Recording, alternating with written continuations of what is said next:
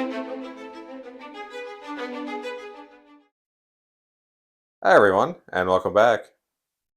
This is part 2 of the heart chakra. Yes, indeed. Part 2. Now, on part 1, we left off talking about the integration between Venus and Pluto, how they both work together, how the heart chakra and the heart are coexisting at the same time, cooperating with each other, whether in the positive or the negative, because they'll do both. Mm. So where I want to start off now, because I think we talked enough about the integration Yes, absolutely. parts of it, is the heart chakra is about Pluto. So we're going to talk about Pluto. Pluto is transformation. How you transform anything in your life is Pluto. That's what it is. And Pluto rules the heart chakra. Okay? It has more to do with Scorpio than Aries, even though it's a co-ruler of Aries. However, it's water energy. It's intense water and energy.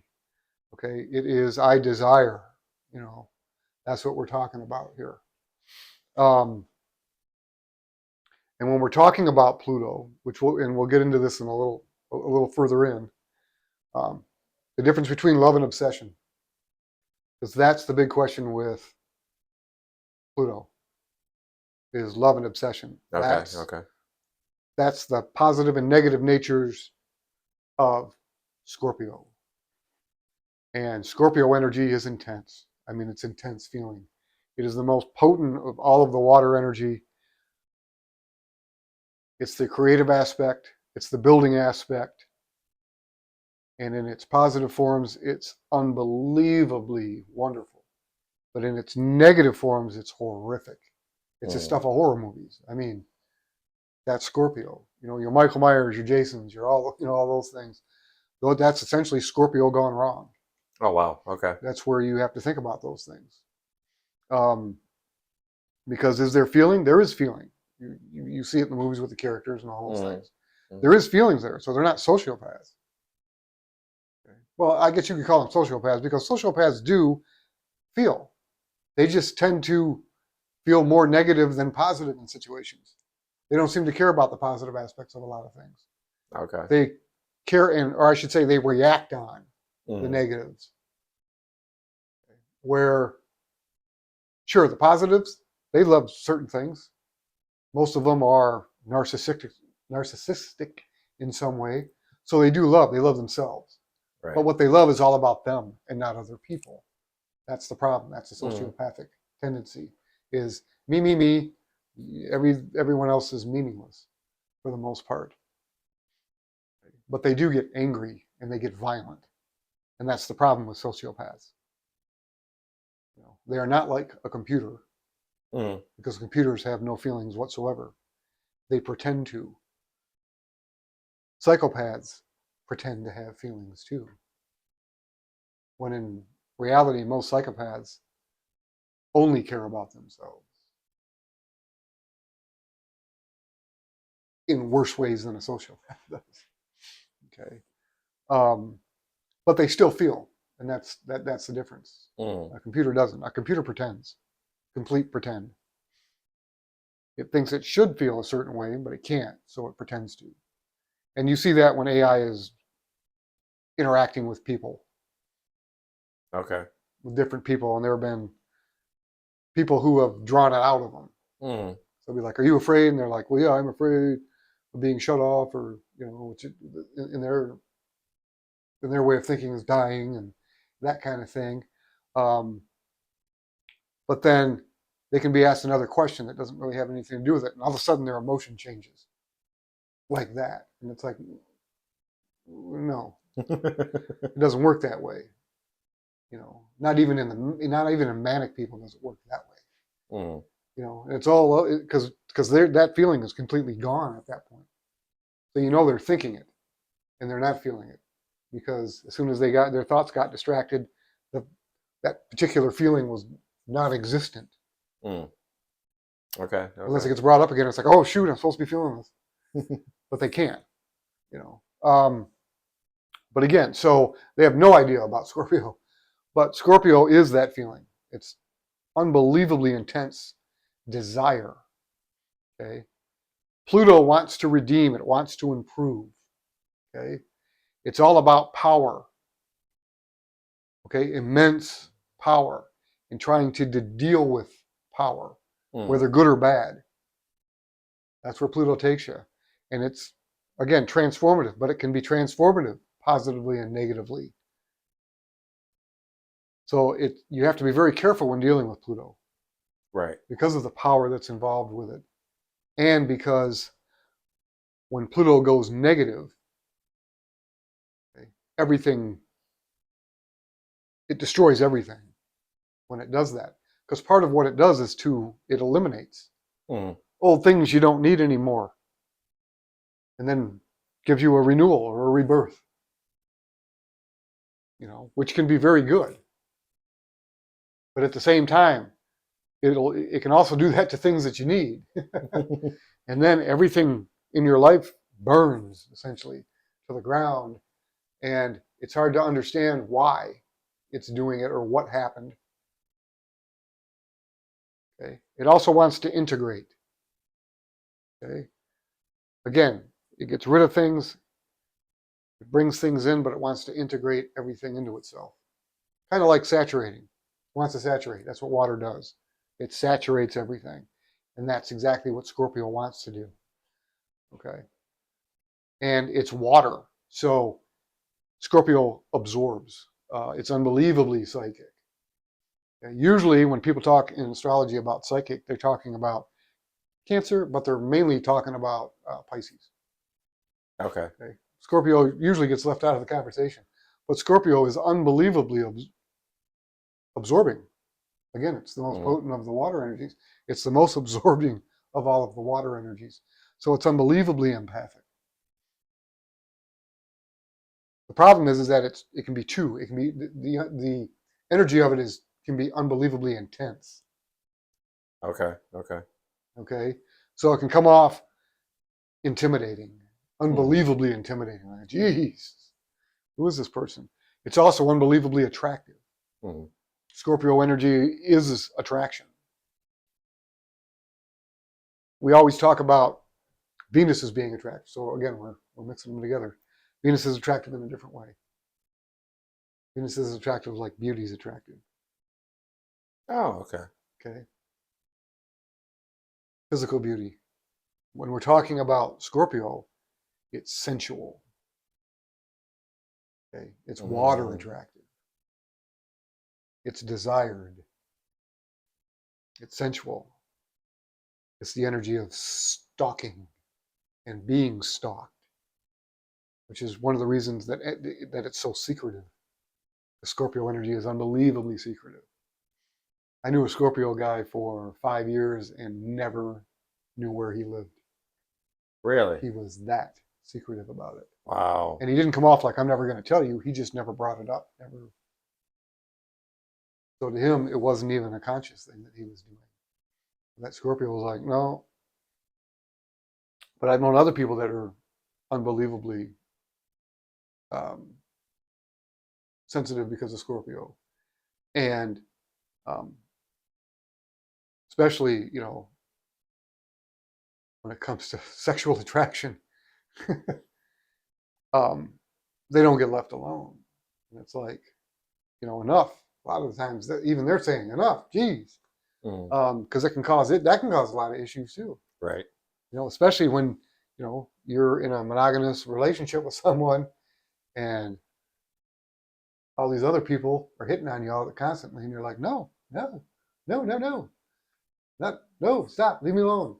Because it can bring up insecurities in the other person that you're with.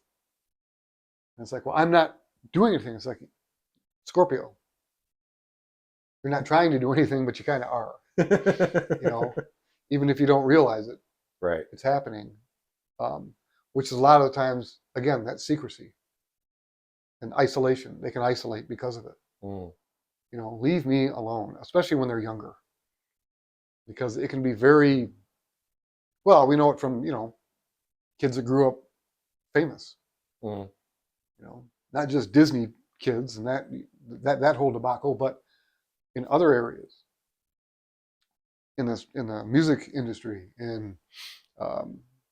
well, really in any industry, when they become famous, they're looked at completely different. Mm. Okay, especially females. Right. Women are looked at completely differently. They start getting weird messages and emails and seeing weird things and comments and stuff like that, and it's all about a lot of it's sexualized, and it's like, they're still a kid. Stop. This is what you. Right. Yeah. Yeah. But unfortunately, because of celebrity, we don't think of it that way. A lot of people don't. As a society, we don't. We just do it. You have to dress a certain way. You have to do this. You have to do that. I mean, think about when what's her name, Britney Spears came out. Oh yeah. And Christina Aguilera, Mm. who had this, who had an amazing voice and didn't really need to use her physical appearance in a way to boost her because of the talent that she had, but was pushed that way. Right. Because that's where the industry wanted it to go. Mm. Britney, and I'm not saying anything bad about Britney at all. She has talent, but it's not on the level that Aguilera's talent was, as far as vocally. So the industry pushed her even further. Right. I think with it, and then whoever was in charge of Christina tried to mimic it, and it was almost like a fight all the way up. Yeah, it was almost like, what is happening? kind of competition right? thing for years there. And that happens, but it also happens to men and boys. I mean, look at Bieber. Oh yeah. Every girl in the world was in love with Justin Bieber. What was he, 13, 12, 13 when when all that started, and it was like, and a lot of people are like, well, yeah, he's a guy, he can deal with that kind of. Well, not really, because emotionally you're not mature enough. And again, that's the problem with Scorpio, is that it's not emotionally mature enough to deal with these things. Okay. All right. And it gets arrogant. Right? And arrogance destroys you from the inside out. Because then you start pushing people away, and a lot of the times you feel good about the fact that you're pushing people away because the attraction is too great. You don't want that anymore. But then all of a sudden you're completely isolated. And being isolated by yourself with a lot of Scorpio emotional energy is horrible, because you get stuck in your own head, and your empathy's gone. Because the only one at that point you have empathy for is yourself, and that's been skewed because of the isolation. And it's a horrible position to be in. And most people don't get that.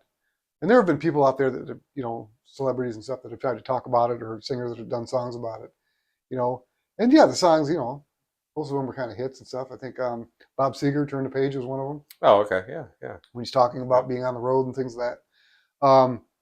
And how horrible it is. Kid Rock did one called Only God Knows Why. I think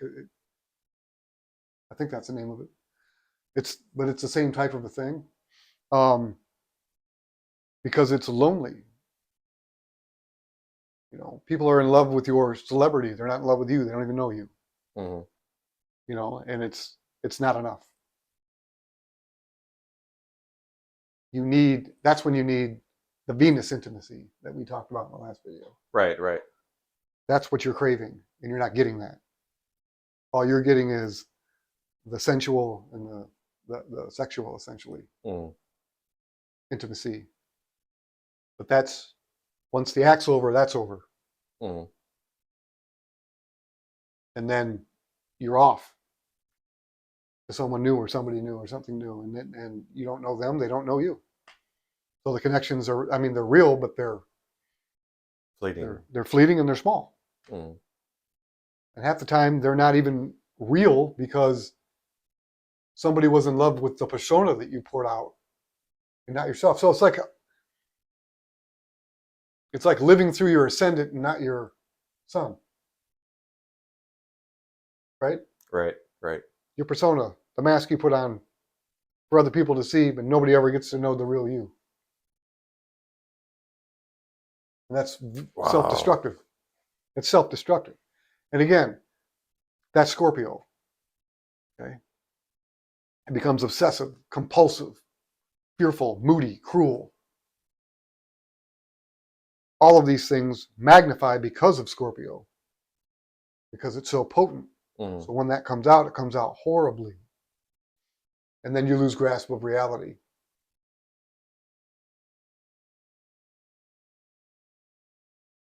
And that's not what you want. It is also, however, mysticism. It's the mystical side, not the spiritual side. Spiritual side would be Pisces energy and Neptune. Mystical side is Pluto and Scorpio. Interesting. Okay. That transformative power. Mm. Okay. Renewing things, rebuilding things, fixing things. Scorpios like to fix things. Also. Mm. Okay, and it's unbelievably psychic and empathic. But again, it can absorb too much. And when it absorbs too much, it lashes out.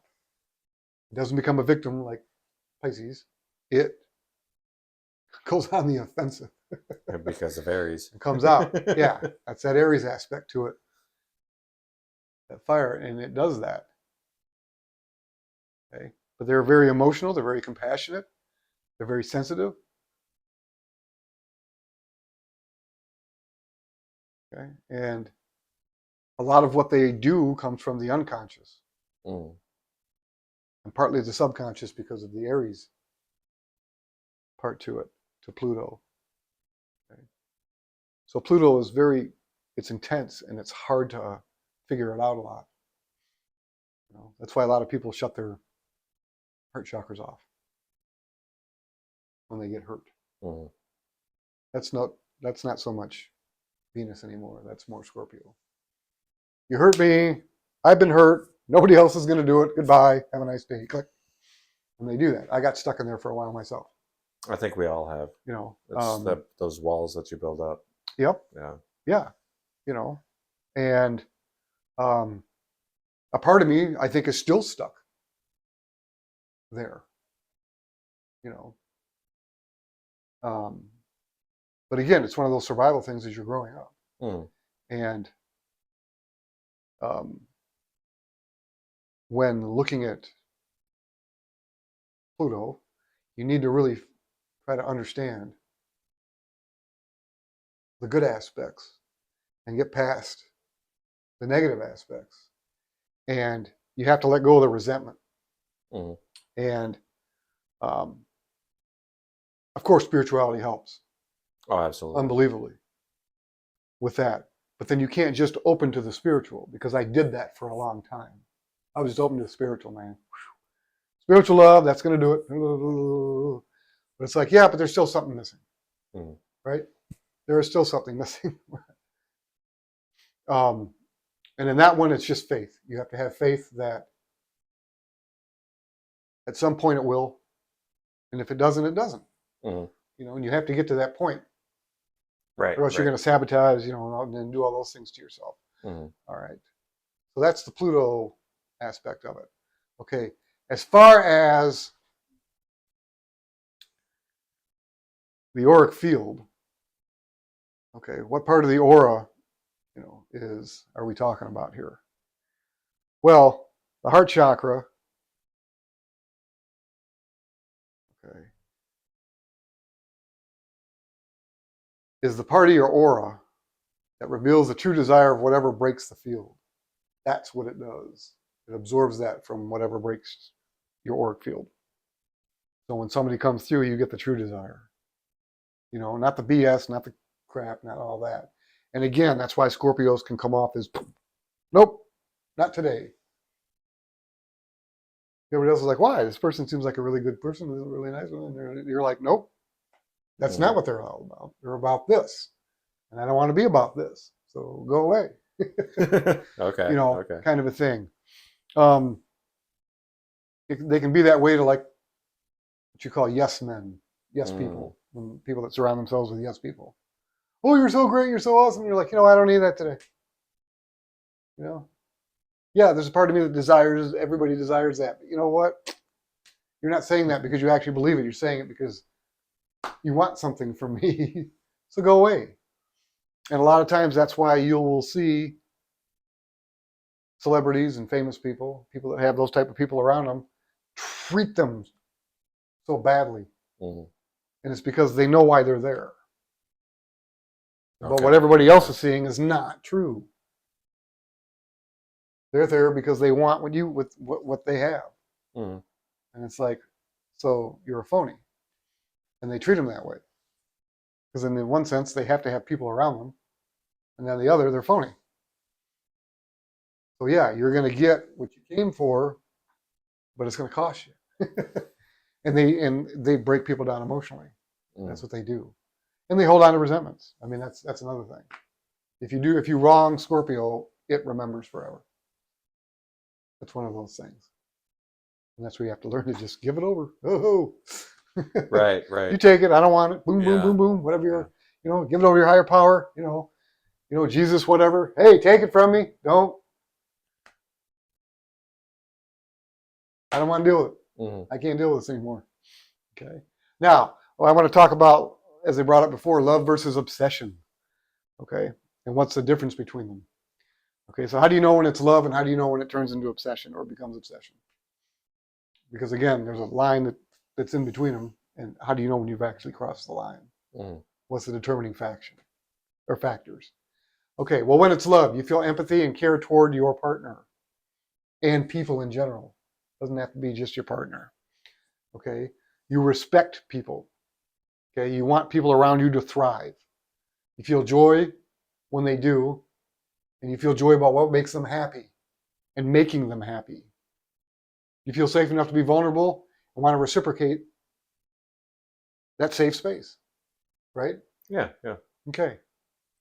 You are sometimes willing to compromise in order to meet their needs and yours. Okay? That sounds a little Libra kind of. But again, there's that crossover.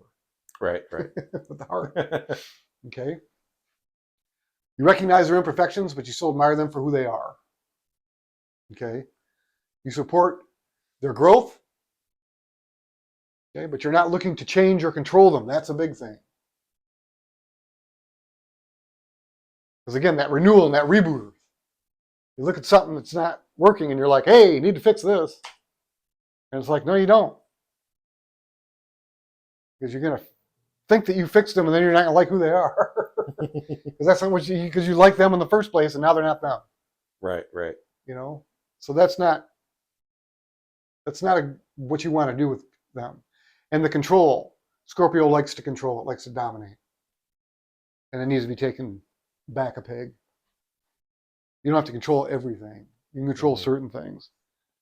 You can control yourself, but you don't have to project that on other people. Okay? Okay, so love is about feeling like your best self around others. You can be authentically you and trust them with your thoughts and feelings. You also face life's challenges together and support each other. And that comes from a person named Dr. Gilman. Okay. Okay. Psychiatrist. Okay. Now, when it's obsession, okay, your feelings toward others are intense and urgent, even anxiety provoking.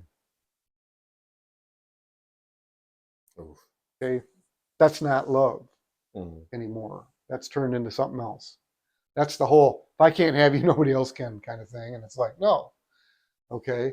The intensity of your feelings seems irrational in proportion to how long you've known people or how well you know them. Again, stalking behavior comes from that. And that's not what you want. You don't want stalking behavior. You don't want to stalk people. But at the same time, you don't want to attract it either. Okay? Right, right. Okay? And you feel very afraid of losing people. You feel possessive and get jealous when they're with other people, even if they're friends of yours and them. Okay?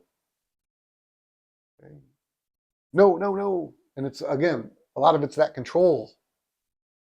And that's not what we want. You feel the need to know where they are and what they're doing at all times. Okay? Even more so than like your children. then you know you have a problem. Oh. Okay, banging on the door. Where you lied to me? That's not what they're supposed to be doing. All that kind of stuff. It's like no. Okay, you put apps on their phone where you can track people. I mean, all that good stuff. Only you don't just put it on their phone. You're always looking at yours to see where they're at. That's a problem. Okay, and your mood seems to depend solely on their attention or approval. Okay, and you'll change aspects of your personality and your worldview to better align with theirs. And if you start doing that, something's wrong. Because then you're afraid to be you in this relationship.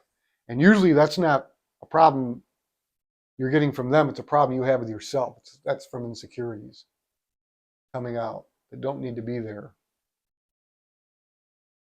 Okay, so that's the big difference between obsession and love. But it's easy to move into that. I've seen people do it. And they're irrational and they don't get it when everybody else does. If you're around somebody and they start to isolate you from the other people in your life, that's a problem. Okay, especially family, things of that nature. Okay. That's what cults do. Right. Okay, and that's all Pluto. That's cultish behavior.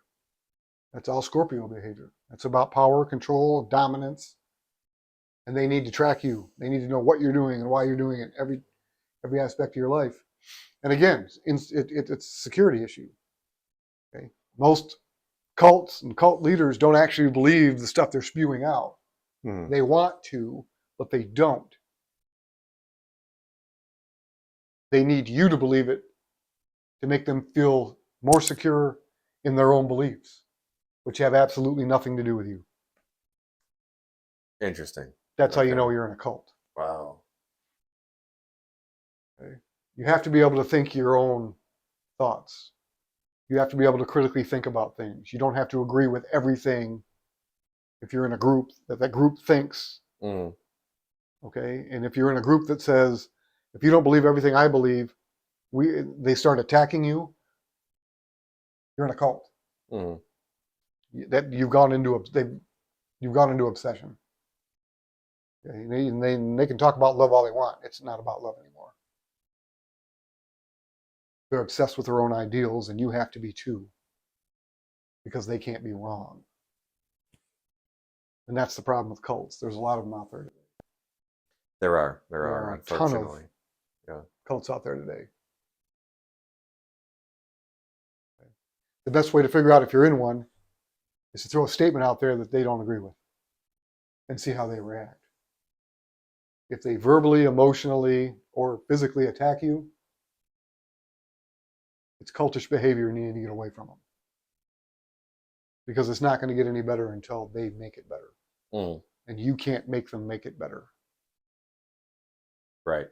All you can do is help try to guide them to doing it, but they have to do it themselves. You can't do it for them. And that's one of the biggest problems. Yeah. When you get out there. But in that sense, especially with Scorpio, you have to put yourself out there. You have to let yourself get hurt. That vulnerability. Even if you've been hurt, you have to let yourself get hurt, because if you don't, you'll never trust anyone, and there'll be some weird barrier in between you and everybody. I know that. It happened with, I did it. Like I said, I did that to myself a long, long time ago. This isn't about, male-female relations. This goes further back than that. When I did mine, and I cut just about everybody off to a point. Okay. I was like, it was a situation. I said I had enough, and I just stopped. Told myself I'm not going to feel anymore. Blah blah blah blah blah blah. And I created this switch inside myself that I could just kind of turn on, and it was almost like I could become a sociopath by clicking the switch into my head. You could be my best friend for years, did one thing I didn't like, and I could turn the switch off, and you could have passed away the next day, and I wouldn't have really cared. I mean, I probably would have, but I wouldn't have shown it. Right. Nobody would have even known it. And it wasn't just a lie to everybody else, it was a lie to myself. I was deceiving myself with that kind of thing. My daughter was born and broke that out.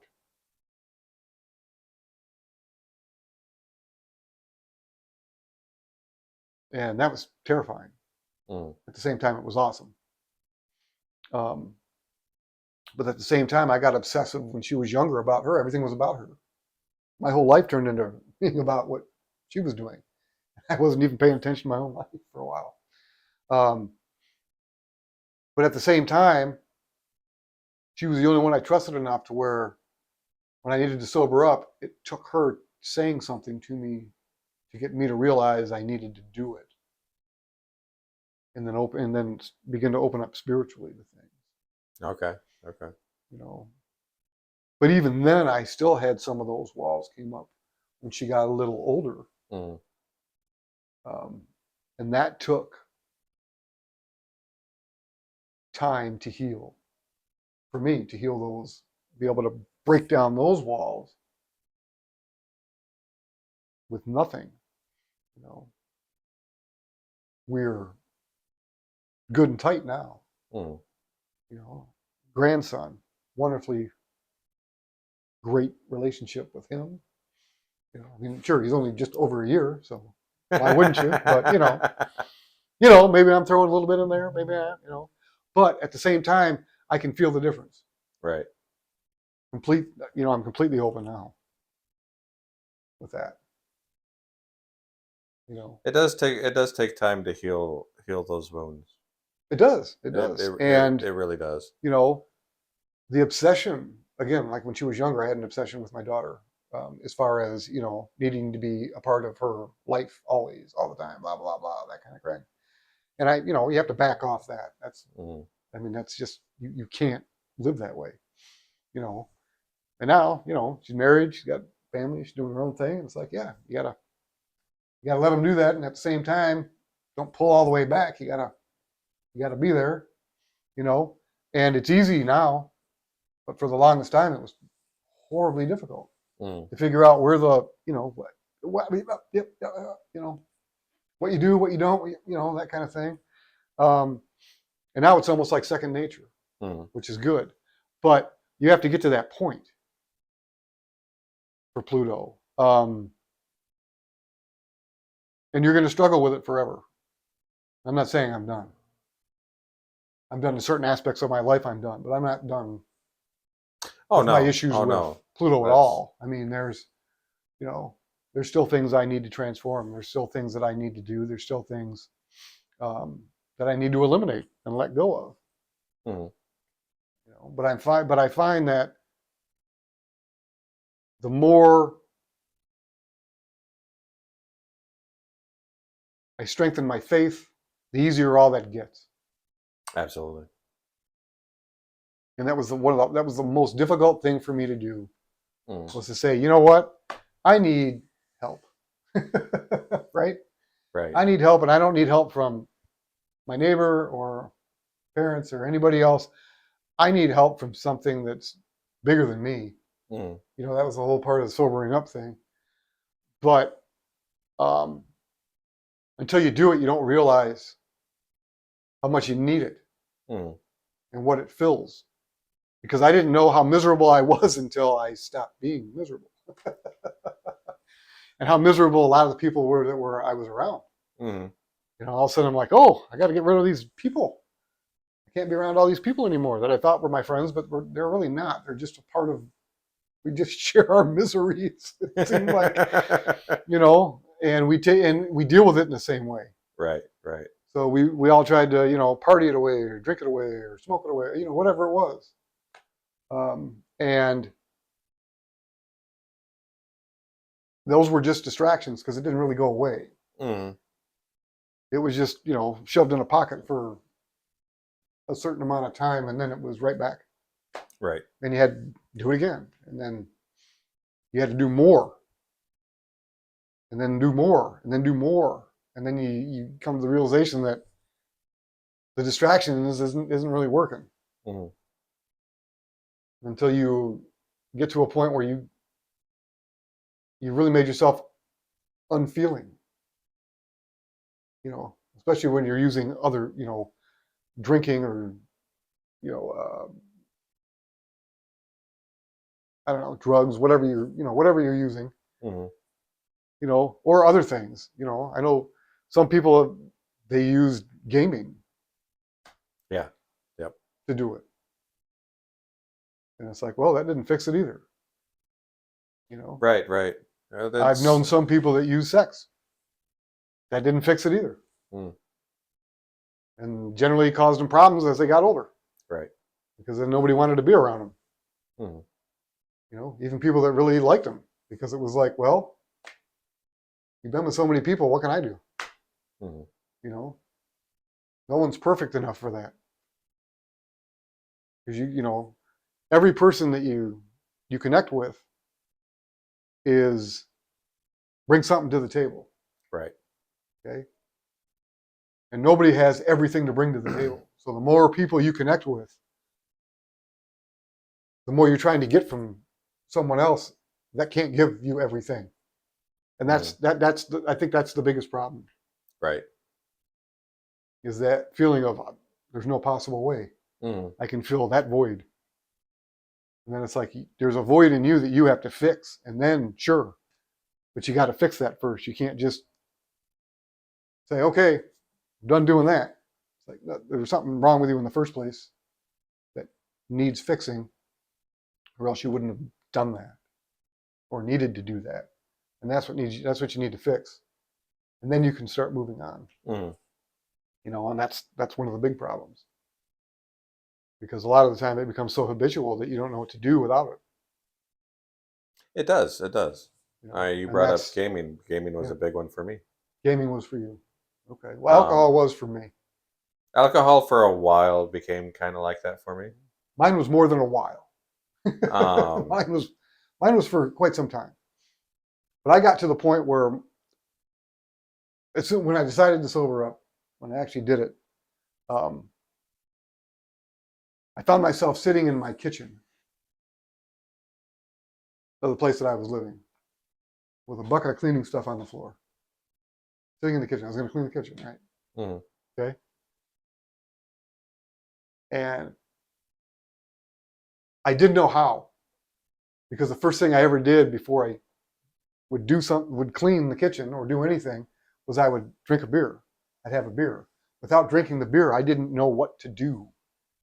And that was frightening. Oh, wow. Okay. Yeah. I had to take the little booklet and call somebody